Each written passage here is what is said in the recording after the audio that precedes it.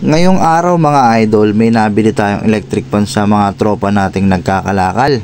Pag check ko nga ay sira yung motor, kaya ayun, binaklas ko na yung motor. Lahat ng mga pyesa niya babaklasin ko dyan. Kasi ang project ko dyan, gagawin ko siyang 12 volts na electric fan. Pwede sa baterya, pwede sa charger na 12 volts or sa solar.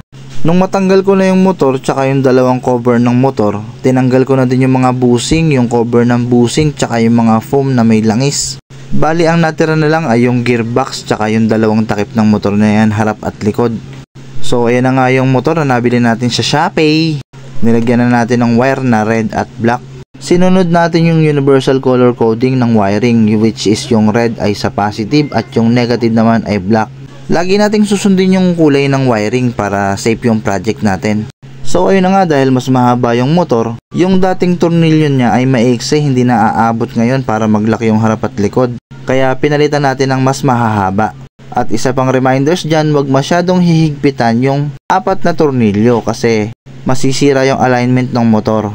Ito pa yung isang nabili natin online, yung controller ng motor. May data na din yan kaya hindi tayo maliligaw dyan. M- ay para sa black ng motor. M+ naman ay para sa motor na positive, yung kulay red. Yung V+ naman ay positive 12 volts at yung V- ay yung negative, kulay black. Binila na din natin siya ng female socket para dun sa supply na 12 volts.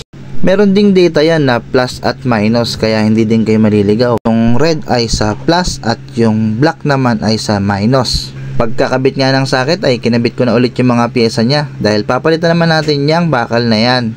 Yan yung nagko-control sa swing para lumingon yung electric fan left and right. Kailangan kasi mas mahaba kasi humaba na nga yung motor. So ayun, binutas ko na yung controller board at saka yung female socket.